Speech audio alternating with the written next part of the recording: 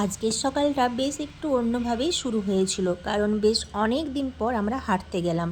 আসলে এখানে প্রত্যেক দিনই সকালবেলায় বৃষ্টি হচ্ছে, যেই কারণে হাঁটতে যেতে পারিনি। আর আজও তো দেখতে পাচ্ছ বেশ ভালো রকম বৃষ্টি হচ্ছিল, কিন্তু যেই টাইমে আমরা হাঁটতে বেরিয়েছিলাম সেই টাইমে বৃষ্টি হয়নি বলে আমরা একটু হাঁটতে যেতে পেরেছি।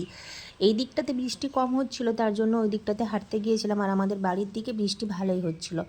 তো এই যে এই দিকটা দেখতে পাচ্ছ, যদি আকাশ পরিষ্কার থাকে, মানে আকাশে মেঘ না থাকে, এখানে পুরো পাহাড়টা খুব সুন্দরভাবে দেখা যায়। আজকে কিন্তু দেখা যাচ্ছে না। সকালে হাঁটতে যেতে তো বেশ ভালোই লাগে, কিন্তু ঘুম থেকে উঠতে একদম বাজে লাগে। ভোরবেলার ঘুমটা না সব থেকে বেশি ভালো হয়। সারা রাত তো বেশি ভালো ঘুম হয়ই না, যেহেতু এখন রাত্রেবেলা বেশিরভাগ দিন কারেন্ট চলে যাচ্ছে, তার কারণে রাত্রে ঘুমে খুব একটা ভালো হয় না। আর ভোরবেলার দিকটাতেই ঘুম ভালো হয়, আর সেই সময় উঠতে হয়, কি আর করা যাবে, হাঁটতে তো যেতেই হবে। তো আমি হাঁটতে যেয়ে ফুল তুলি পুজোর জন্য। তো আজকে ফুল তুলতে যে এরকম একটা, জানি না এটার নাম, তোমরা জানলে আমাকে অবশ্যই কমেন্টে জানাবে, এই ফুলটা পেয়েছিলাম। তো ওটা একটু ভিডিও করে নিলাম। তো হেঁটে এসে বেশ ফ্রেশ ট্রেশ হয়ে নিয়েছি। এখন হাজব্যান্ডের জন্য টিফিন বানাবো, যেহেতু ওর এখন সকালে স্কুল হচ্ছে, তাই ও টিফিন নিয়ে যায়। তো আমি আজকে পরোটা বানাচ্ছি। পরোটা বানানোর জন্য আটা ঢেলে নিচ্ছি। মাঝে মধ্যে রুটিও বানাই, কখনো কখনো মুড়িও দিয়ে দিই। তো আজ যেহেতু একটু সকাল সকাল উঠেছি, তাই ভাবলাম আজ পরোটা বানিয়ে নিই। আর মাঝে মধ্যে আমি আটাটা রাত্রেবেলা মেখেও রাখি, কিন্তু আজকে মেখে রাখা হয়নি, মানে কাল রাত্রে মেখে রাখা হয়নি, তাই আমি আজকে আটা মেখেই পরোটা বানাচ্ছিলাম।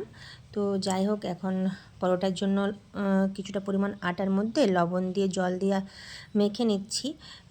আটাটাকে একদম সফট করেই মাখছি, যাতে পরোটাগুলো সফট হয়।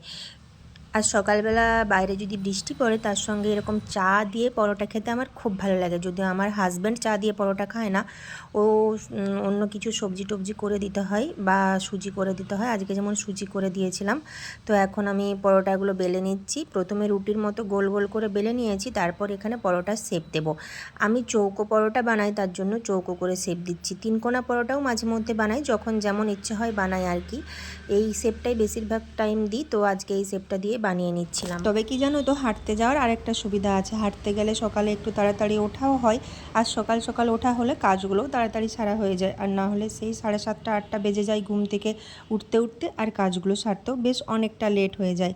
তো যাই হোক, আজকে ঘি দিয়ে পরোটাগুলো ভাজছিলাম। প্রথমে পরোটাগুলো দু পিঠ একটু হালকা করে সেঁকে নিচ্ছি, তারপর অল্প অল্প ঘি দিচ্ছি। ঘি তবে একদমই কম দিয়েছি, এক একটা পরোটাতে 1 চামচ করেও ঘি দিইনি, ওই হাফ চামচের মতো ঘি দিয়েছি। এরপর বেশ লালচে করে পরোটাগুলো ভেজে নিচ্ছিলাম। পরোটা ভাজা কমপ্লিট। এখন ওগুলো বেডে আমি একটা হটপটের মধ্যে ঠান্ডা হতে দিয়েছিলাম, যেহেতু ওকে বক্সের মধ্যে ভরে দেবো, তার জন্য আগের থেকে একটু ঠান্ডা হতে দিয়েছিলাম। এখন পরোটাগুলো দিয়ে দিচ্ছি।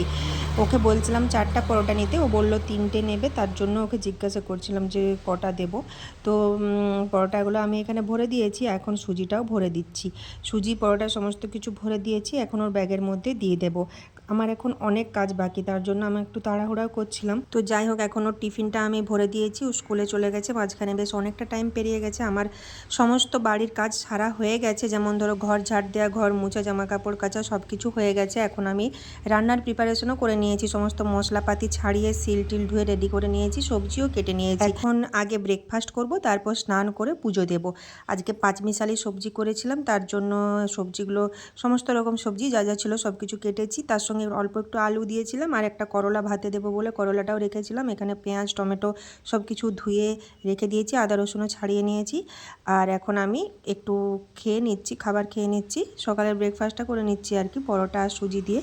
তো পরোটা আর সুজিটা খেয়ে আমি এখন স্নানে যাব, আর স্নানের থেকে এসে রান্না করব, মানে স্নান পুজো সেরে রান্না করব। তো আমার আজকের ভিডিওটা এই অবধি ছিল। নেক্সট ভিডিওতে আরও অনেক অনেক গল্প করব। তোমরা সকলে খুব ভালো থেকো, টাটা।